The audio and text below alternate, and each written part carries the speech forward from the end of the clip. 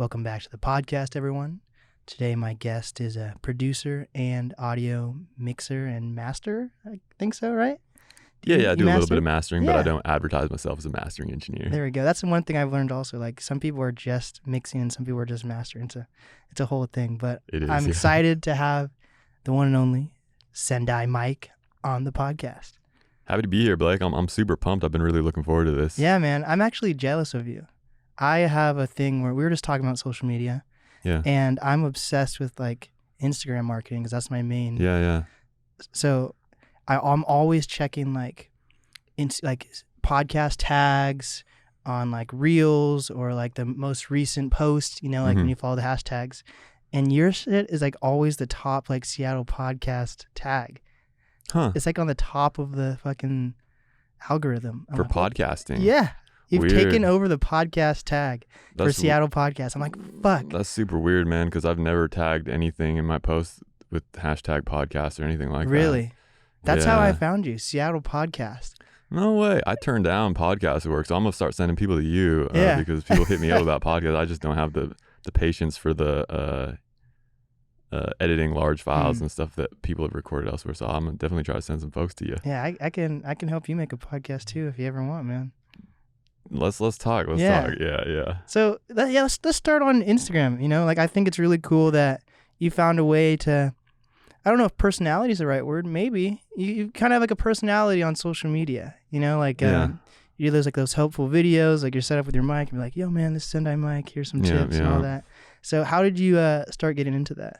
So I think I've always kind of dabbled in content. I made some YouTube videos a long time ago. Yeah. Never really approached it as like a thing to be growing or building or getting better at though. And it wasn't until I think in the fall of, it was like 3 years ago, 2018, I think, I hired a business coach for the first time. Oh.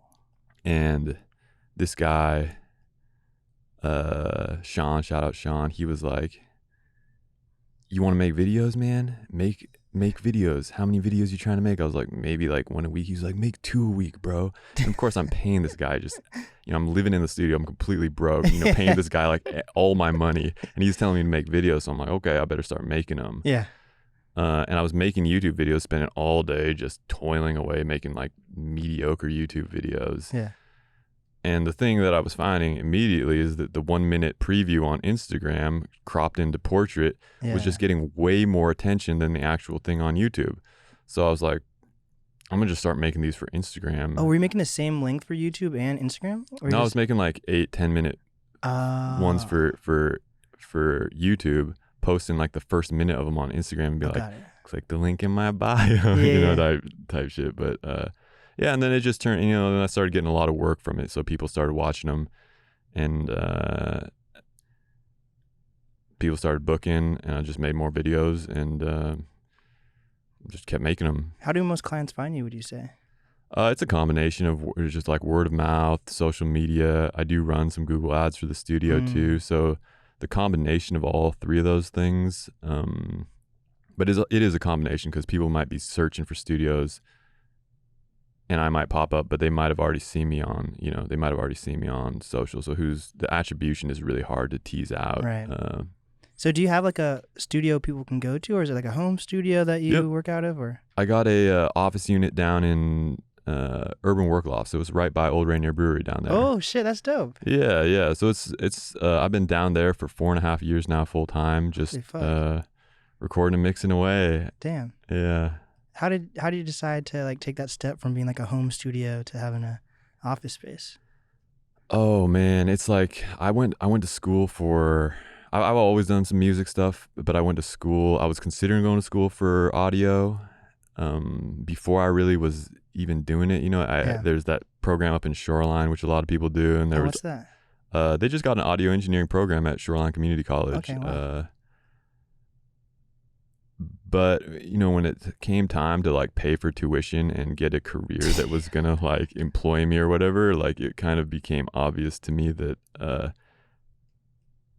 there didn't seem like a direct path to a job after going to audio school. So I went to UW for civil engineering, and I did that in practice for about 4 years Wait, after can you graduating. break down what civil engineering even is? Civil engineering is like it's infrastructure, so it's roads, bridges, pipes. Like my specialty ended up being like drainage, stormwater infrastructure. Oh. So like it rains on the street, all that water goes into the little grate right by the curb ramp there, and all that is conveyed out to either Lake Washington or the Sound, and the rates at which that water is flowing out of the pipes and also the requirements for treatment are all very regulated and specified by the cities and whatever ordinance. I didn't realize there was drains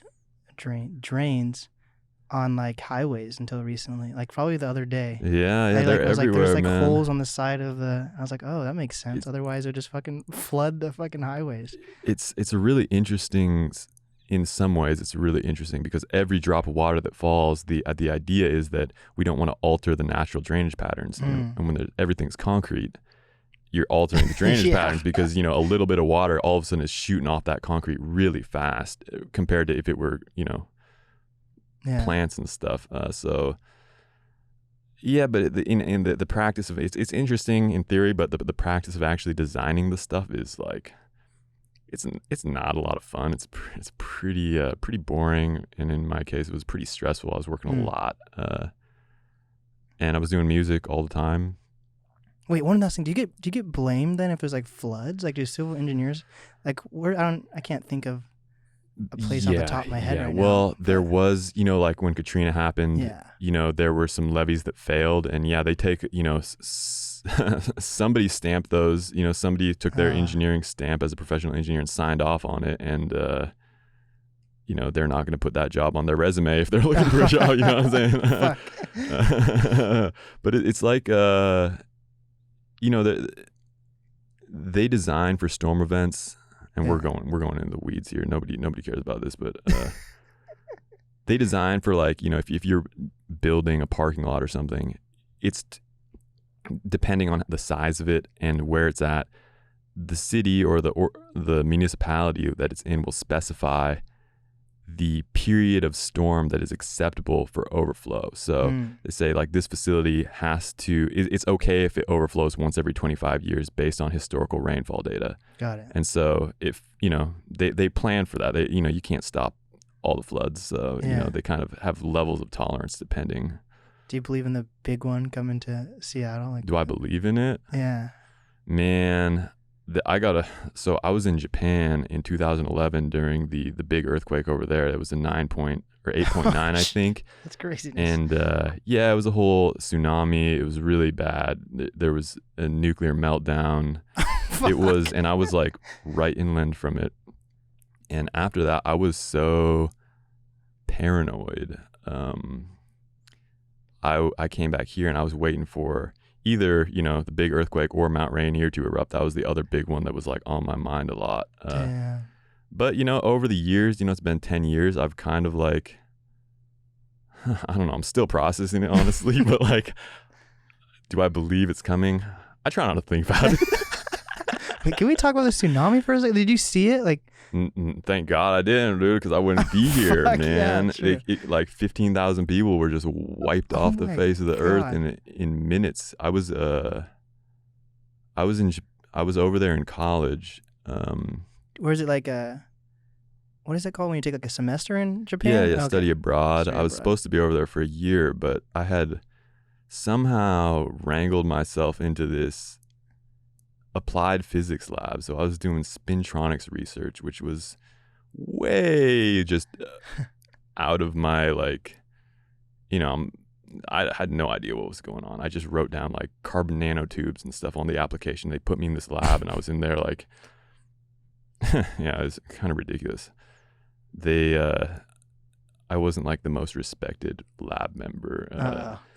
Because I just had no idea what was going on. Anyways, man, like that's what I was over there for. Yeah.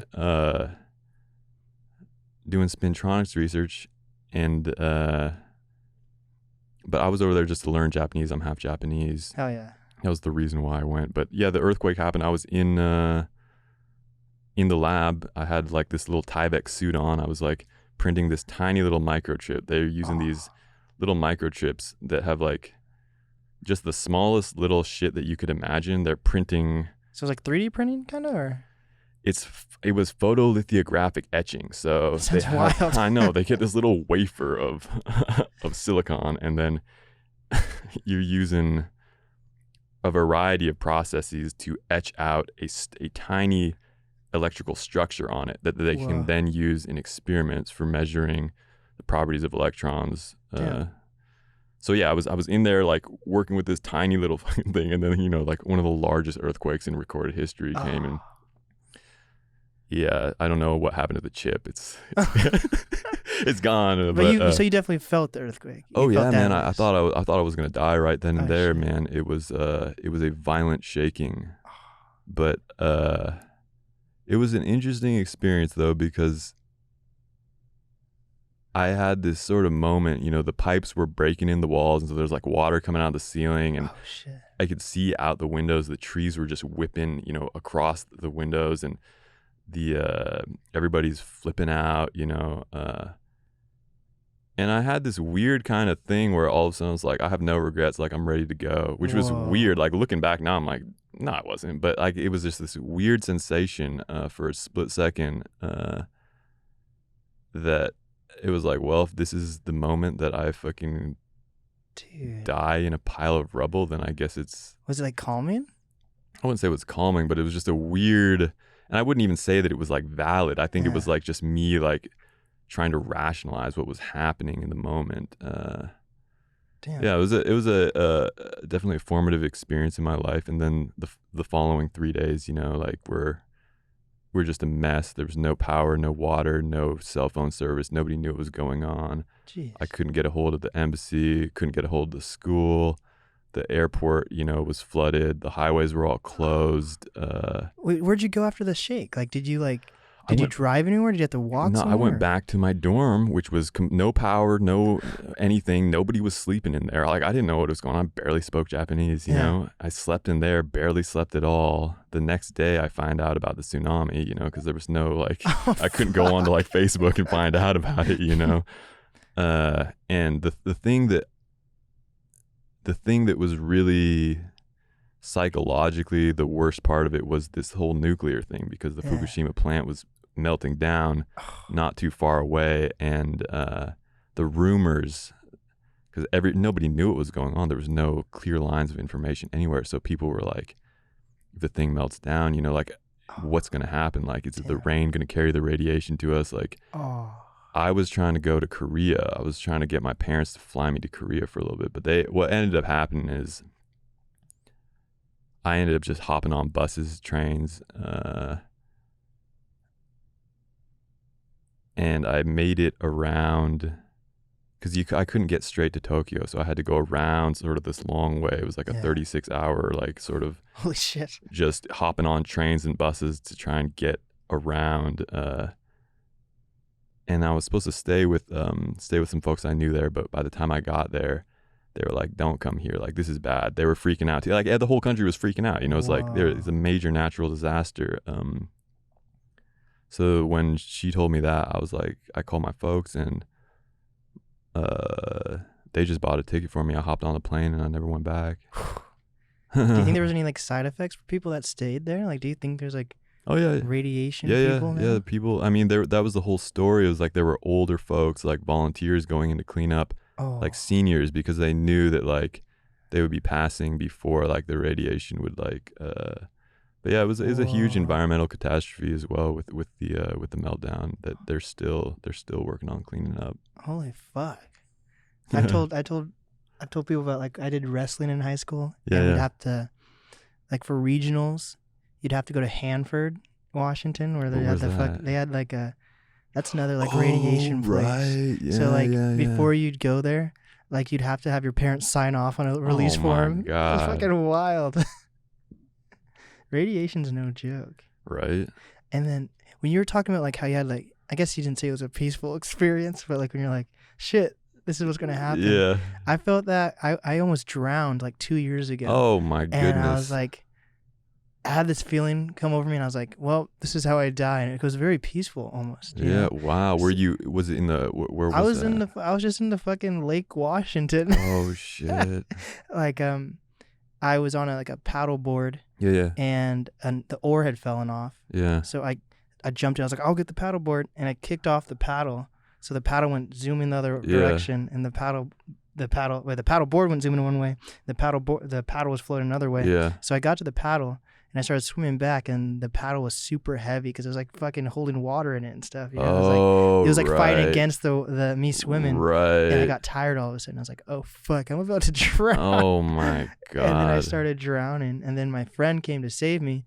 And then he was like, just get on my back. So I got on his back. And he's like, oh, fuck, you're too heavy. So he pushed me off. And then he got back on the board. And I was like, I'm actually dead. And then and we had tied the life jackets to the fucking paddle board, like double knotted it. God. So like, I was like, I see the light. I'm about to die. And then last second, they were able to throw like a life jacket. But I really had like a feeling. I was like, I'm about to die. Yeah. And I was like, this is it. It was very peaceful. So I feel like I kind of understand. Yeah. When like people are like, I'm into extreme sports. It's like, or you'd hope that, you know, like if you're going to die in some sort of accident, that your last thoughts aren't like some crazy, like racing, like desperate thoughts that you'd want to, you know, I think it's only natural to really settle down a little bit before. It's like euphoric a little bit. Yeah. I just watched, this is dark as fuck. One last dark thing though. I was watching, do you watch documentaries at all? A little bit, yeah. There's this new documentary that just came out called, I think it was this year, maybe 2020, called Alpine. And it's about this like guy who just climbs fucking mountains. The Alpinist? Yeah. Yeah, I just watched that. The guy who the one where he like passed away. Yeah. Is it called The Spoilers. Alpinist? Yeah. Oh shit! I just no, incredible story though. He passed away. He flew somewhere. Like That was crazy. Like I wasn't expecting it. Like it was such a happy story. And he was just taking risks. And then like you're like, damn, this guy must get.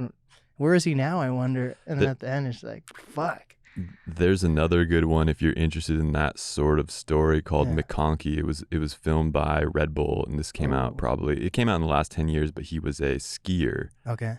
And you know, it just for him progressed from like a little cliff diving to like skiing off jumps to eventually like skiing off things and parachuting, and then you know you kind of see where it's going. But damn. If you like The Alpinist, you probably dig that one too. Yeah, extreme sports are crazy. You literally have to get out of it at the right time, or you're just gonna like. Yeah.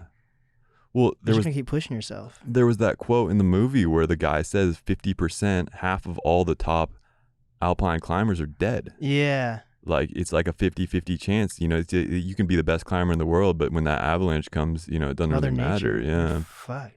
And then you can't even find, if you're doing something extreme like that, you can't even find the bodies half the time too. Right. That's some wildness. But yeah, let's talk about some music, man. Yeah. So you went from being like a producer to being an audio mixer, and then you produce because you're part of Sendai Era, so you produce that. But like, what was that like to like change from being a producer to actually being like a full audio mixer? So. I think in 2015, 16, I still thought that like I'm going to be a professional producer without really understanding what that meant. I didn't really have a clear vision of what that looked from a business standpoint. And mixing, it was so easy to understand from a mixing standpoint, you know, or from a business standpoint, excuse me. Yeah. Like, so I was in that job, you know, this little side tangent there, but civil engineer. Yeah, doing the drainage design, and I just hating it. No disrespect to my previous company or coworkers, all wonderful people. It was just not the vibe for me. Yeah. But I was producing, making beats. I'm just obsessed, you know, I get obsessed with things, and I just, you know, every night I'm just making beats. I was working 410s just so I could have a whole extra day just to wake up and make beats. Just, you know, completely obsessed. And I knew I have to make an exit from the job. So I thought like maybe I'll produce some stuff. Maybe I'll do some live audio. Maybe I'll do some, you know, so I thought about doing live audio, you know, like at venues and stuff as a career option. and I did some shifts like as a stagehand at some venues, and I did some courses at Vera for live audio, and I did some small live audio events.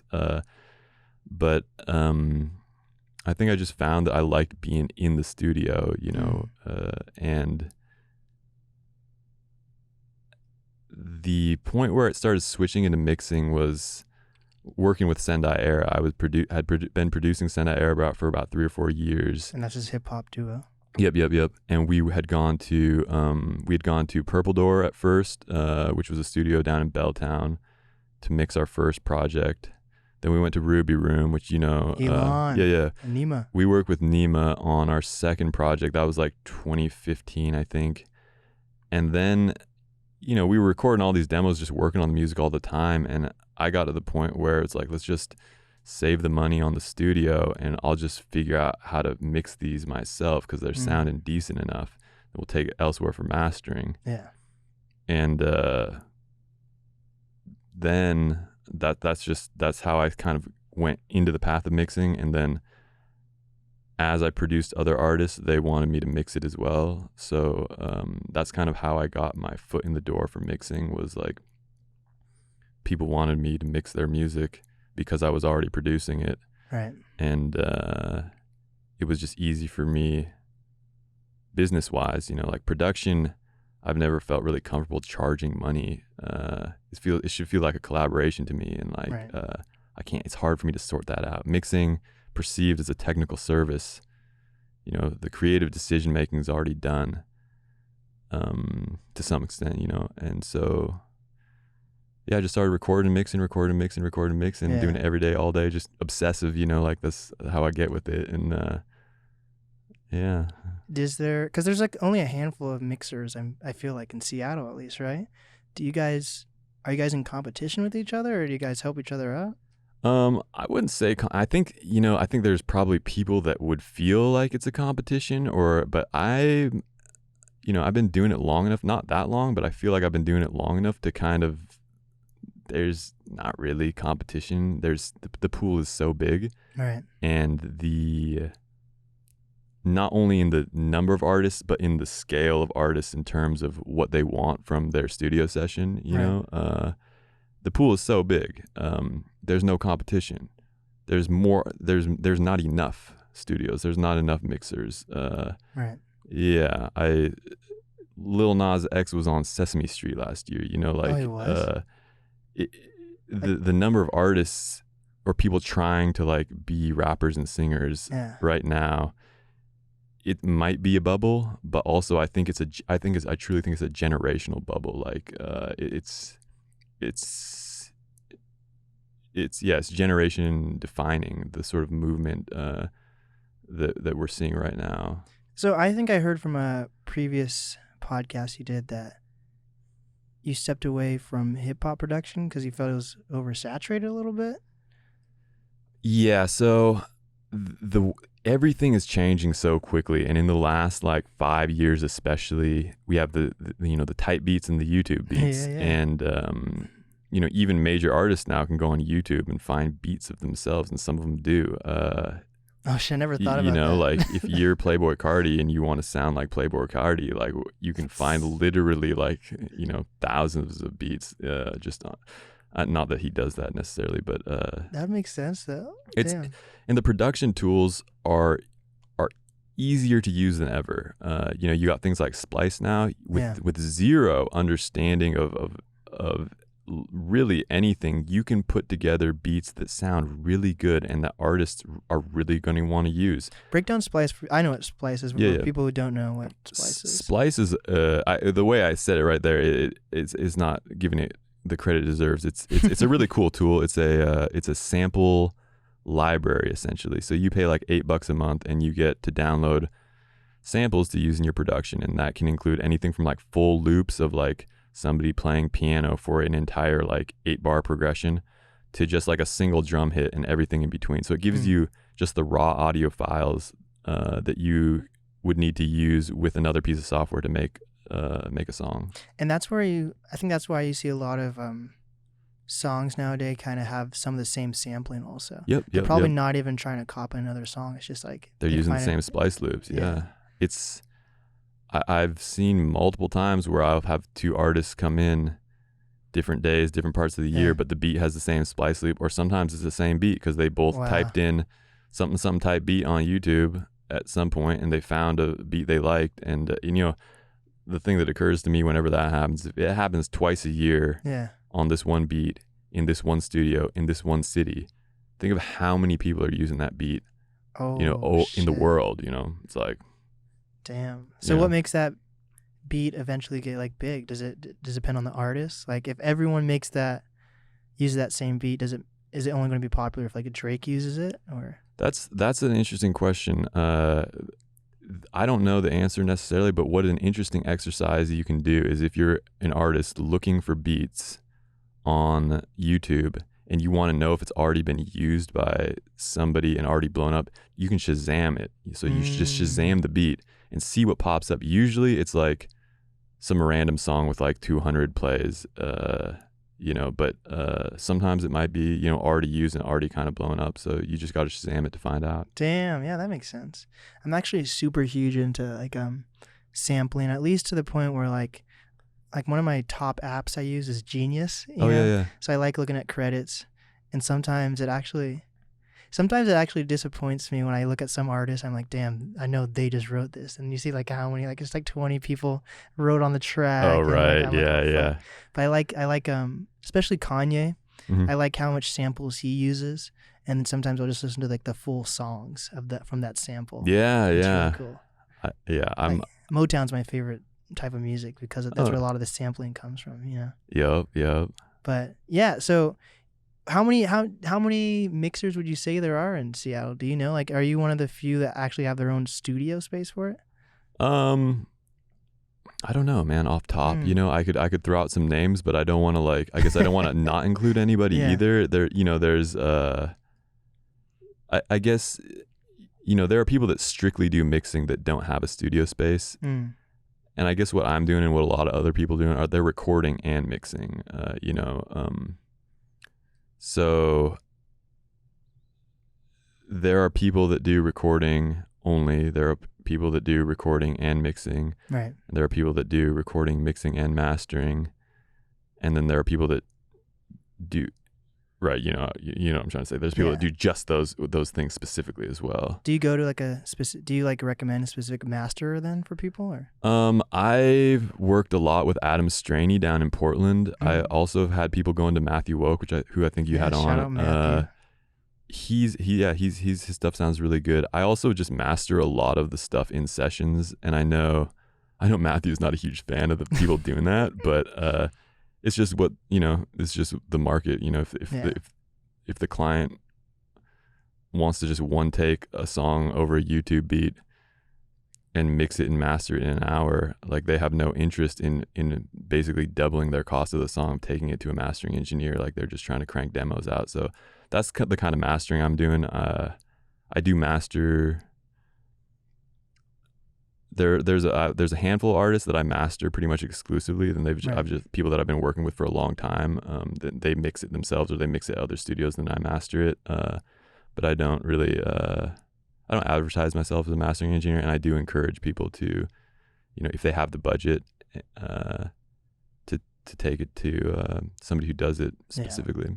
And how do you build up a client base? Is it just like you're delivering a good product, or do you have to form a relationship with these people, or how does that work for you?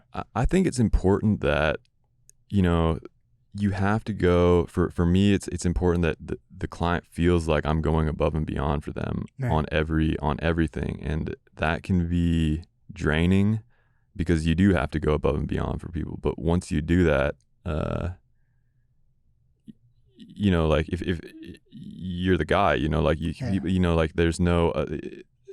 So if people need files from it, if people need radio edits, if people need show versions, if people need stems, if people need anything, project files, I'm gonna get it to them, because this,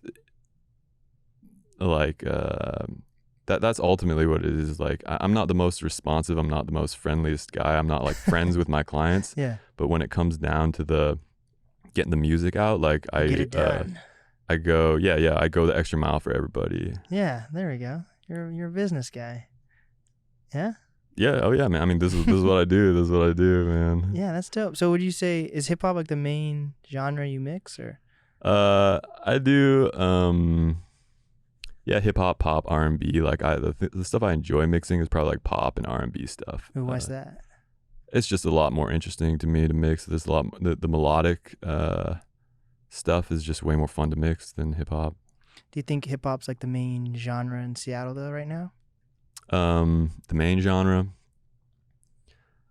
in terms of accessibility and volume, I think it's the main genre everywhere. Okay.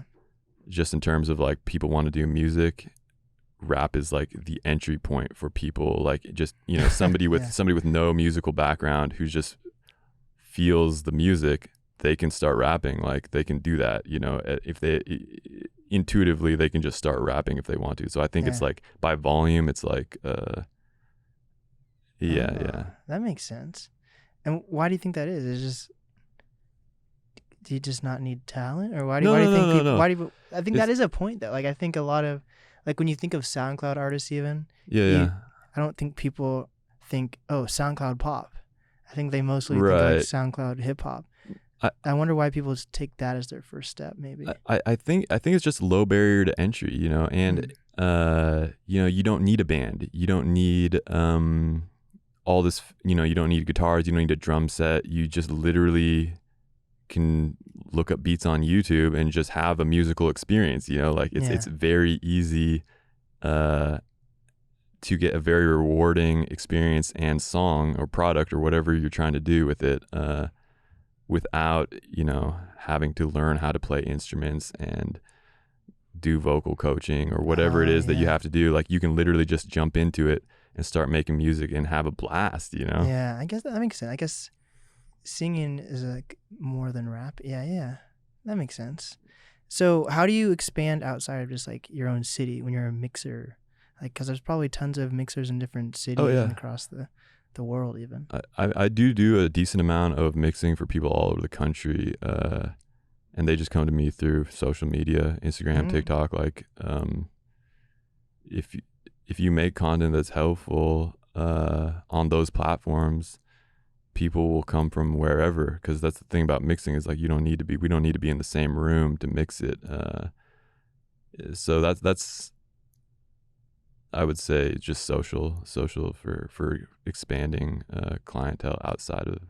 Do most mixers have social media really, or do you think you're kind of stepping out of the box by being kind of like a personality on Instagram and TikTok? That's the funny thing is like I don't know if most of them do or do not, because the ones that do I know about and the ones that don't, you've never heard of them, you know, but there are out there, I'm sure, you know. Yeah, that makes sense. What are your goals? Like, do you want to ever get to a point where you can mix and produce, or do you think you're just stepping away from producing all the way? I like producing. I want to. I you know, obviously that was like my first real love was making beats and producing, and you know, for better for worse, it is what it is. I have gone down this route of mixing, and I love mixing too. But the thing is, after working in Ableton all day, the last thing I want to do after being in the studio all day working in this software on other people's music is just keep sitting there and work on my own music. Like it's I just don't have it's completely different than it used to be, my relationship with it in terms of my desire, just because of how long I'm sitting in there every day. But yeah, eventually I would love to play music again. I want to play more music with people. I don't like groups maybe, or just collaboration, or yeah, you know, like when I grew up, I played fiddle music, like square dance music. There's a fucking country bar down the street. Yep. And I played in bands with friends and stuff, and it's a completely playing music live with people. Yeah. Is an entirely different approach and sort of experience than like crafting a song that's meant to be consumed.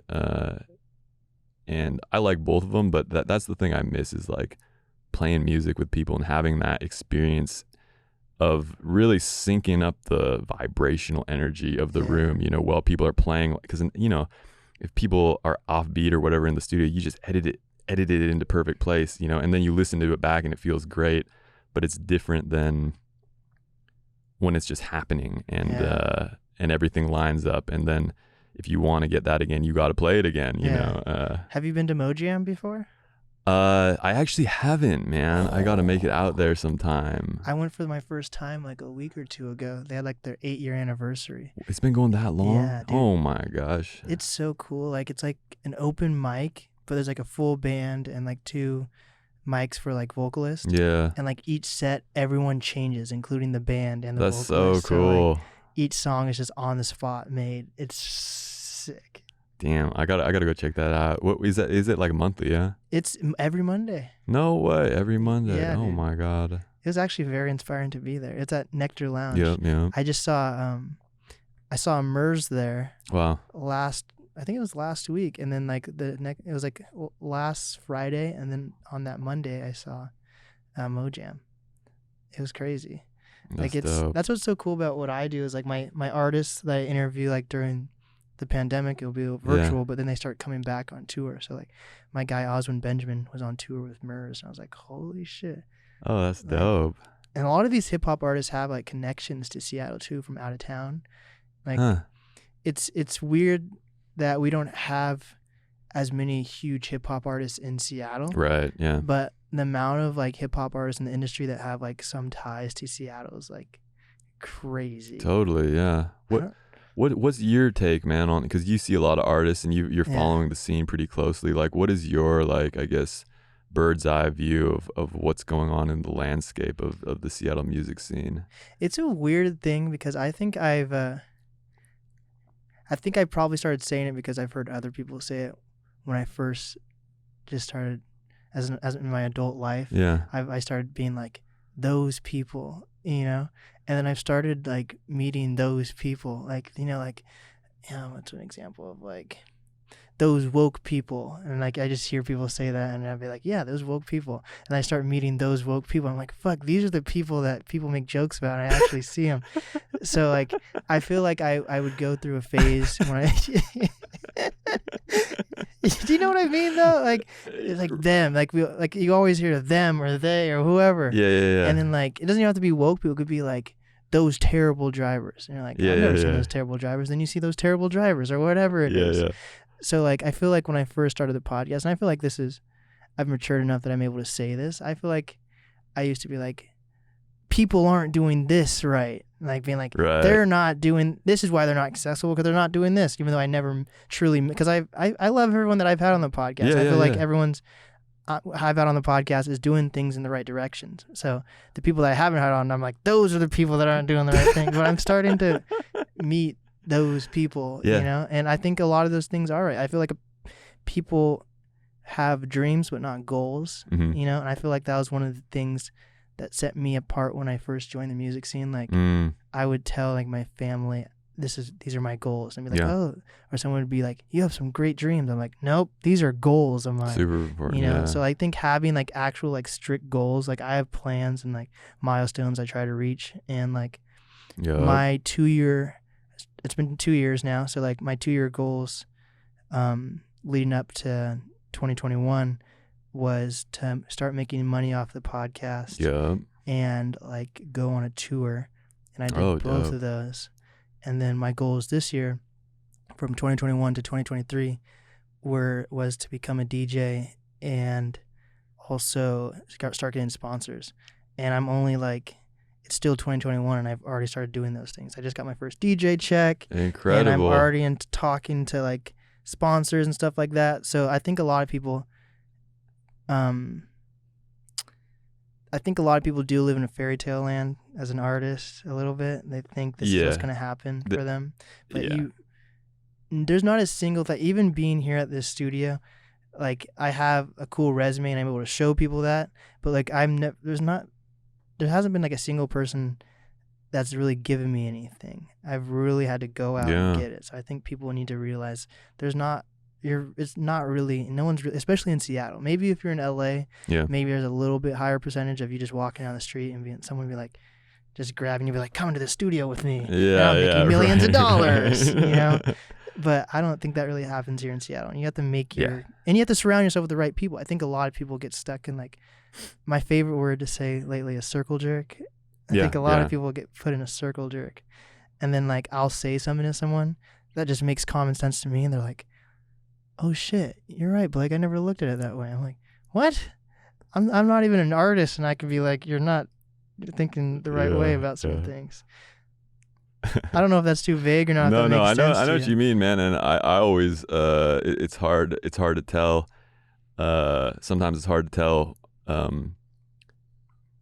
if you're still in a circle of some size. You know, it's like the circle's bigger than you think sometimes. Yeah, that's very true too. That's why what I do is when I get like anxious at all about my interviews, like I'll go through like weeks or months where I don't interview any local artists, and I just interview artists in the industry. And and then I'm like, okay, I have a new, fresh perspective, and now I can come back and start working on local stuff again. Yeah, because I get anxious too. I'm super young, but I get anxious. I don't want to. Yeah, I don't want to wake up. I just turned 21, and I'm like, I'm gonna wake up one day. No way! You're 21, and you're 2 years in on this podcast, dude. You're gonna be huge. Well, hopefully, you're gonna be huge, bro. But like, I feel like I don't want to wake up and like it literally does. It's a blink. Like you blink, and you're like, holy fuck, I'm 50 years old. Yeah. You know, like I remember getting in trouble when I was like in middle school or like a kid and being like, in 7 years or whatever, this is not going to even matter to me. And now I'm 7 years later, I'm like, yeah, I remember when I was grounded. That shit doesn't mean anything to me now. I'm like, fuck, I'm that 7 years later.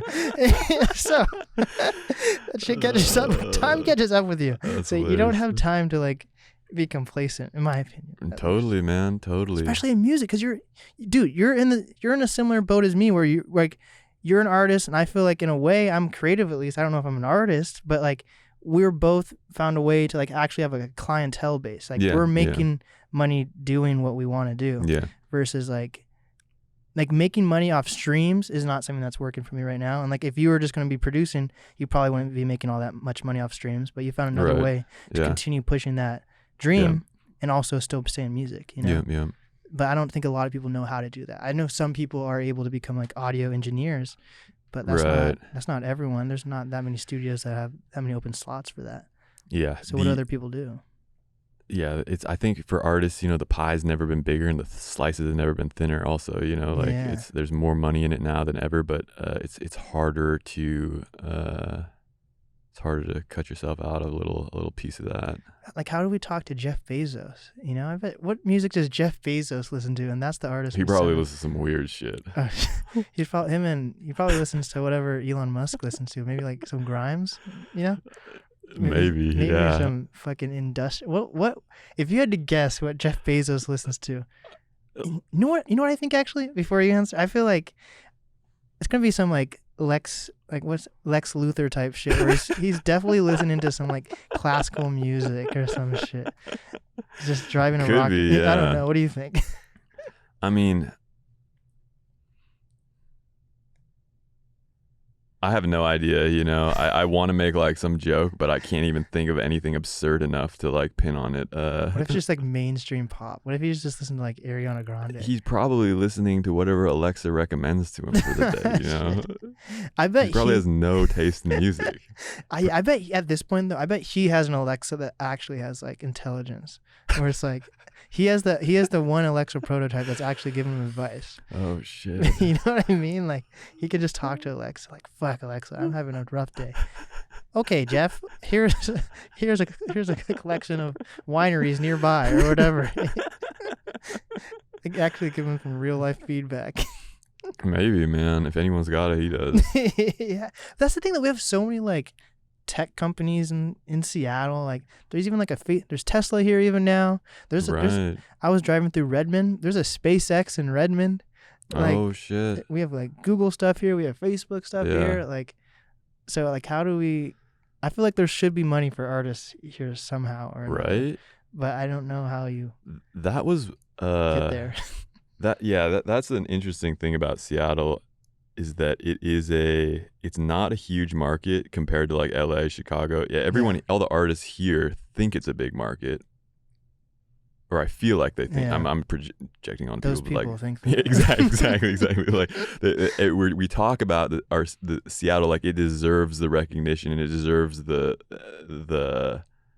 you know that we're underperforming. Yeah. That's sort of seems to be the general consensus, is that we're underperforming musically and artistically. Right. But we're comparing ourselves to cities that are way, way bigger, and cities where the population demographic is much, much different. Like all the money coming here and all the people coming here, they're not hip hop heads. You know, they're you know, it's different. But did you ever go to Upstream, man? I did not. I Upstream, heard about it. I heard it was a legendary thing.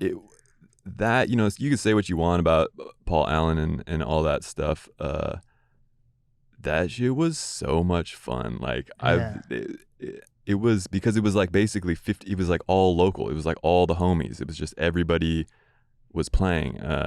But it was like a big music festival. Yeah. It was. I love that, man. And I hope somebody brings that back in some capacity, because Paul Allen had something. He was like, was it his thing or something? Basically, I can't remember, man. It was put on by Vulcan or put on by something associated with him. And do you think that made like those people in tech want to go to that? I don't think so. Maybe. Because that's the biggest thing. I feel like if you want to be an artist in Seattle and actually make money in Seattle through live shows or whatever, you got to like realize like your demographic in Seattle. Yeah. And, like I was talking to, do you know Greg Cypher? Yeah, Greg's my guy, dude. He thought I was joking, but I'm honestly kind of serious about this. Like the people that are coming into the tech jobs, a lot of them are Indians, and you have to realize, what do Indians want to listen to? Are they going to be really into like this underground hip hop or underground pop or underground bands? They probably want like they probably don't want to look too far when they're like just working in tech, you know? They're probably not too interested in like diving too deep. Like just from like a generalization, like from my understanding, a lot of them like mainstream type of music, especially if they're coming straight from India. Like those people. Like those look at your fucking. I don't think artists look at their demographics. I think that is a thing where they're like, oh, I'm getting plays overseas in Texas or wherever it is. Yeah. I heard someone say Texas the other day. I was like, okay, that's cool, but who are those people in Texas, or who are those people in wherever? Yeah. Just because they listen, like, are those men? Okay, you can actually see if it's men, women, but like actually dive into why are they listening to? Totally. Like, what else are they listening to? You know? Yeah. I don't think people are looking at that much. The other thing, just while we're on the topic of Seattle and performing, we're in an interesting location, just geographically in the United States, where in other places, you know, you can't play. In Seattle, like you can play what one show a month, and that would be like fairly exhaustive to your fan base, you know. And we're in a place that's so geographically isolated away from other major metropolitan areas. Like even in Southern California, you can do San Diego, 2 different LA shows, Bay Area, you know, in the course of like 4 days. Oh shit. Here we're so spread out, you know. It's like you're gonna do Seattle, Tacoma, Olympia, Portland is like your Northwest tour, you know. It's you know, and compare that to the East Coast, where you can tour every day up and down, you know, all around the South and the East Coast, hitting fairly large towns. You know, we have none of that here, just because of the proximity and the distance from everything. That's such a good point. That's why I just had Marshall on, and we were talking about like oversaturation, and he's like, yeah, I play a ton for Seattle, but like when you look at LA or something, people can play almost daily, even if they really wanted to, and not feel oversaturated. So that is a good point. Overall, then you have to adapt to that market. I don't think artists know how to adapt to their market if they don't even understand how Seattle's set up. Yeah. So maybe, I don't know how you get that across to people though. Huh? I don't know, man. There we go. Huh? That's a good problem.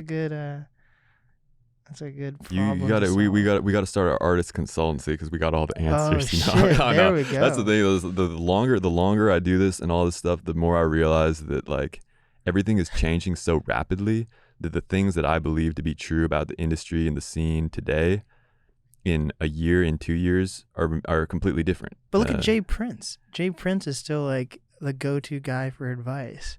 He like, does he manage Drake or what is? I have no idea. He does something. You know who Jay Prince is? I mean, I know the name, just shouldn't popping up on socials, but I'm not really like familiar with him. Jay Prince founded like the Ghetto Boys. He's like a legendary manager, and like when Kanye and Drake, had this most recent beef. They've had beef for a long time. Right. But, yeah. Like he's the one who like had them squash. Right. The beef. I remember that. Yeah. He had Drake like read a fucking apology letter like on Instagram. It was funny as fuck. But it was. Was I say Drake or Kanye? Kanye. He had like. Yeah. Like he was like in a room with Kanye, and he was just like wow. this. And then Kanye was like, "I apologize to Drake." It was like the funniest thing ever. But like, so if someone like who's been around for that long, has to be some things. Oh, I think I get it. Maybe things are changing for like up and coming people, like how you get into the industry. But if you're already in the industry and you're up at a higher level, things kind of stay the same.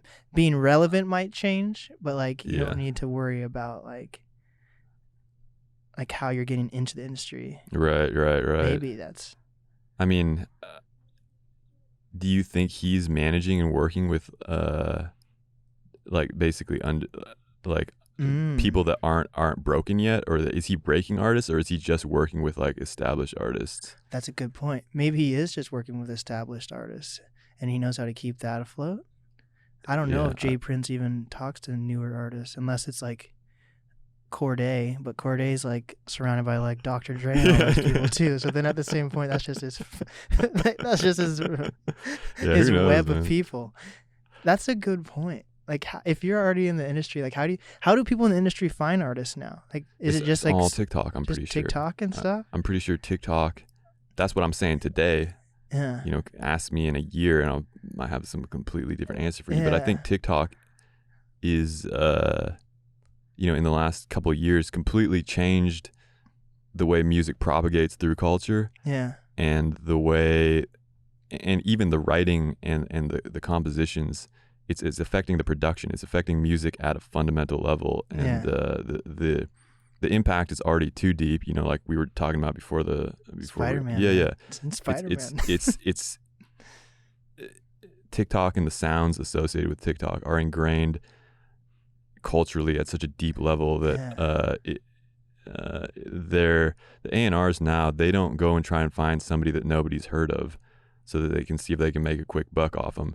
They go and find the people that already have built large audiences on TikTok and on social and are already doing streams. Whoa, yeah. That's a good point. But that's probably TikTok is probably the most oversaturated platform there is, though, at this point, too. Like, you could have... What's oversaturated about it?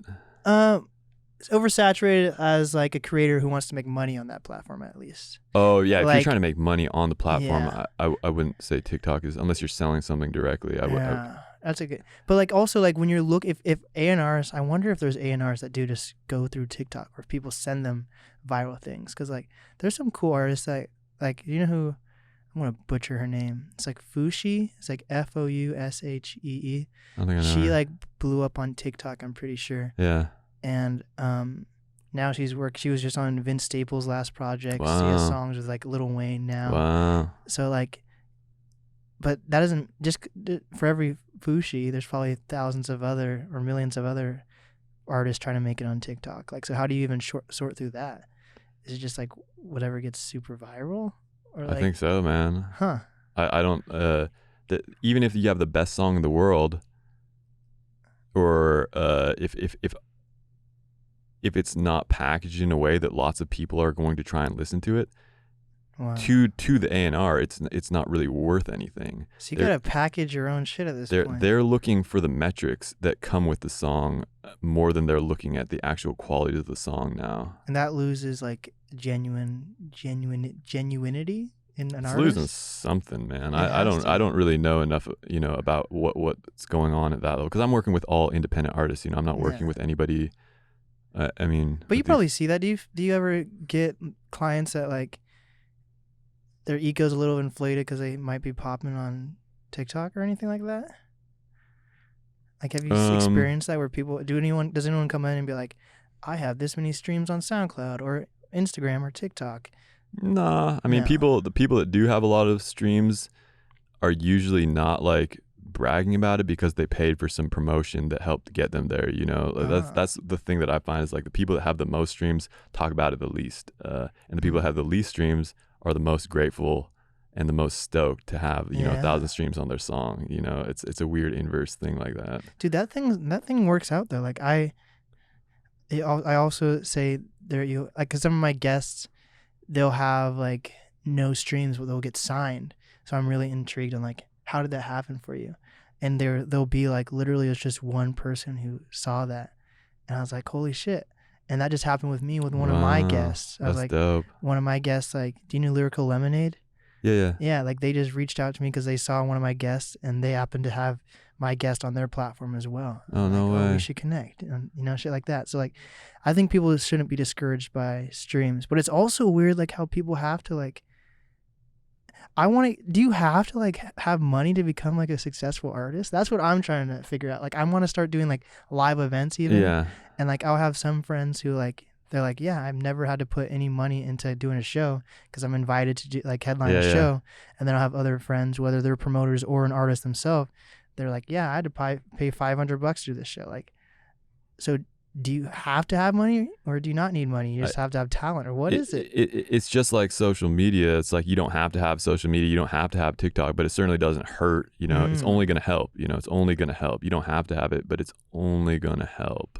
And the thing about that I think specifically is like everybody's on a different place in their journey in developing as an artist.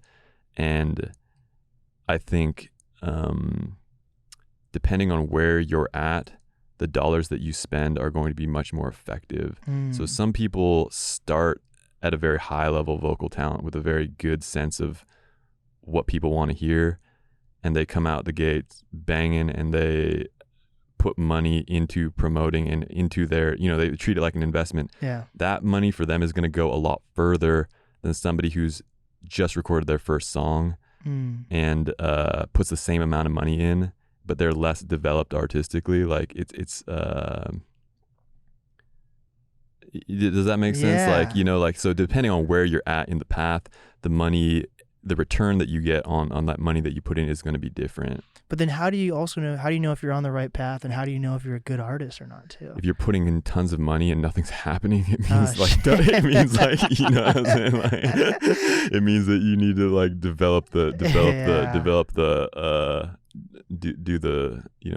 the vocal coaching, do the songwriting, develop yourself, or help work with somebody to develop yourself before you try to sell yourself. Yeah, that makes sense. I think my biggest thing is also like, how do you for an average artist, do you need to have like milestones of age? Like, do you need to be a certain place by the time you're 25 or by the time you're this age to know you're going to actually be successful, or what? I don't think so, man. Like, because, you know, like, I think the older you get, the harder it gets, just because, you know, basically all the trends are driven by the youth. You know, the youth and the young people they just that demographic decides what's cool. And so it's going to be a lot easier to you're going to be a lot more marketable basically to a bigger amount of people if you're younger. But I don't think you need to be. I don't think there's any cutoffs. I don't think there's any there's no like people can figure it out, you know, one way or another at any age. I think that is a thing. Youth is always marketable. I was watching have you seen This Is Pop on Netflix? It's on my list. I haven't checked it out yet though. It's pretty good. It's like one of those documentaries where they actually do get the big names on to like talk about. It's dope. But like, I think the first episode is about Boys to Men, and then how when Boys to Men started getting older, they needed to find people like in sync or whatever that was younger and kind of had the same vibe, you know. So like age, I guess, does play a role if you want. I don't know, but then you look at, I don't even know, because like Adele, I guess she's actually still pretty young. She's like 30 or something. Yeah, she just turned 30, and she was popping at like 18. Wow. I think she got signed. She either got signed at like 14 or 18. She got signed like Wow. hella young. And same as like Amy Winehouse and all these people. So that's just like raw talent that people found. Like, what are people looking for to like give you money? Like, you know what I mean? Like, what are these people with the money what are they looking for? It's not just like a cool look. Maybe, I don't know. I don't know what advice to give to people about like You're talking about what like the average listener is looking for, or what like the people funding people's careers?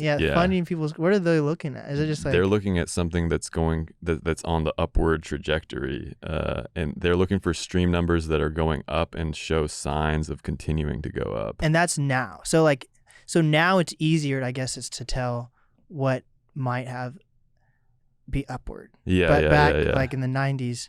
You couldn't look at streams and have like tangible evidence. Yeah. So maybe that's why a lot of artists in the 90s, because what I've also noticed, like if you're a one-hit wonder today, I think this is a hot take. I think Lil Nas X is teetering on being a one-hit wonder still, even though he released a newer project. He just released that project. I thought it was an all right project. I thought it was like, it fit the formula very perfectly, a very boxy form. I didn't think it was anything outstanding. So I still think he has a chance to be a one-hit wonder, like only be known for Old Town Road. But with that being said, or I guess Montero was cool, but I'm just going to use him as an example. Yeah. It's like if he stopped releasing music today and he only had that album and Old Town Road album, he could still like have a career being like an influencer for like the rest of his life. Yeah. Versus like in the 90s, there were so many one-hit wonders that just faded off the face of the planet. Sure. So I mean, I guess that comes from like social media. I mean, I think now there's probably even more one-hit wonders than there were. Because I mean, look at like artists that blow up on TikTok just because the sound goes viral for a challenge or whatever. Like, but is that a one-hit wonder if you're sticking to? I feel like at this point, to be a one-hit wonder, you have to surpass social media. You know, like there's TikTok artists that are only successful on TikTok. Right. But they never make it off TikTok. But people might hear it on another social media platform, but it doesn't mean they're having that on like a Spotify playlist or whatever. That's true. Yeah. That's true. I think just the way people are consuming music, though, you have to think about it like that. Like, you know, like I would love it if the only way anybody ever consumed music was to sit down and listen to the entire full album on their 10-disc changer at home in their stereo, you know, but the way people listen and the way people consume music is it's all over the place. It's different now. Yeah, it's different than it was. It's not even about listening to the song now. It's about hearing it 15 seconds at a time, 8 times every single day for, you know, it's. Do you think there's a specific genre that has stayed true over the course of time? Like, I think stayed true meaning like hip hop used to be like full length albums with like skits. Most albums have cut all the skits into shorter albums now. And then like bands are starting to release more singles versus releasing full length projects. I don't know much about country, and I honestly have pop artists on, but I don't know much about pop still. So I wonder if social media and trends have affected every genre.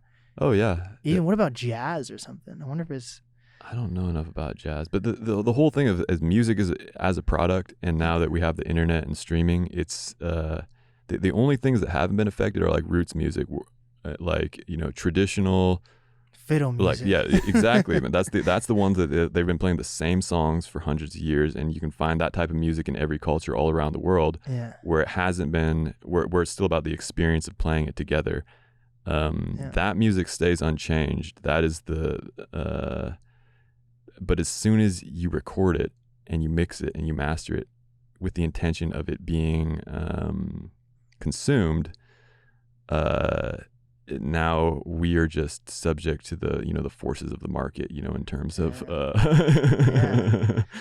It definitely is. Music is definitely a business. Yeah, it's crazy stuff, man. It like, boggles my little mind sometimes trying to think about it. Yeah, that's why I have to be like, every person I interview, no matter how dark it is, they're not all going to be successful, which is kind of a wild thing to think about.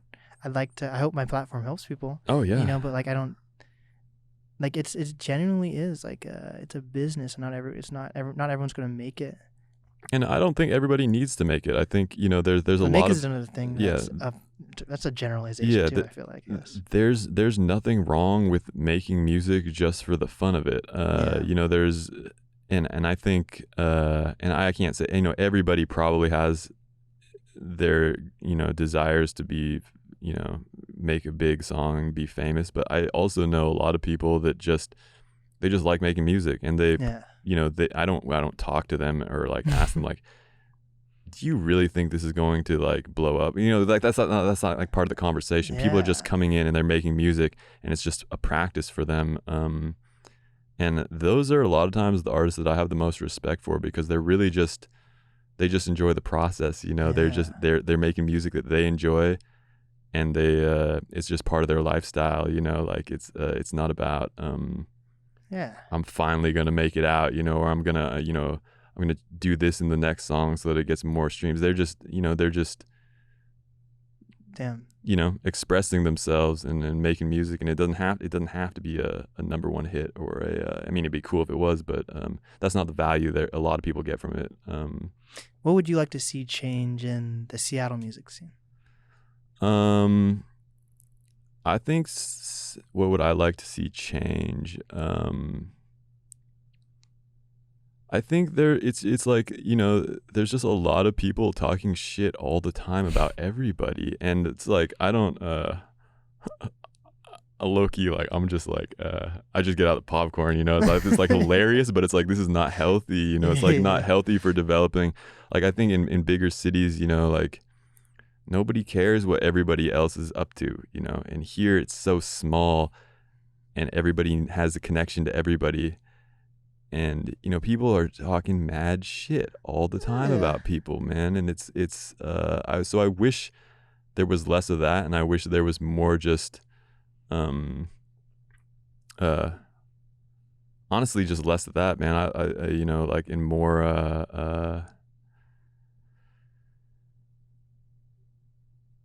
more venue, like more smaller venues with good sound for like more open mic opportunities, more like, and I know that's going to change as we transition out of the pandemic, but that's one thing that I like, more opportunities for really young people and people just getting established to do shows. Yeah, I think that's that's important for sure. Being able to start somewhere. Yeah. More classes, maybe more infrastructure. I think everyone wants more infrastructure, but like I love the Bear Project and what they're doing out there. It's really cool. Yeah, the Bear Project. I'm so happy I'm connected with those guys. Those are good people. I like them. But yeah, what is the easiest way to reach you, my guy?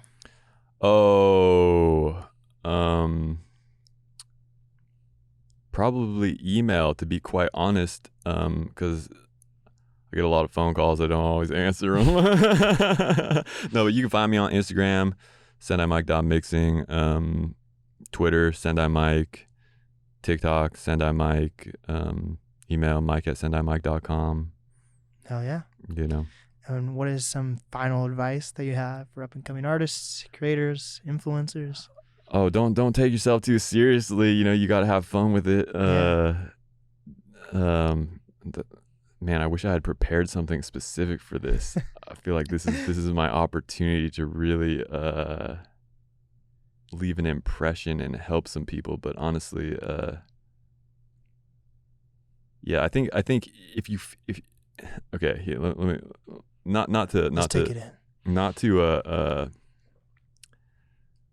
to undo what I had previously said, but like if you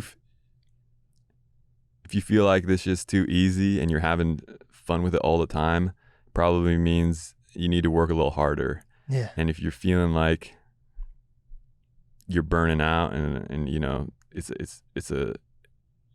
just grinding, you're not seeing the results, it probably means you need to lighten up and have a little more fun. People are on one end of the spectrum of that, and different answers for different people. Yeah. There we go. This is the NAST podcast with Sendai Mike.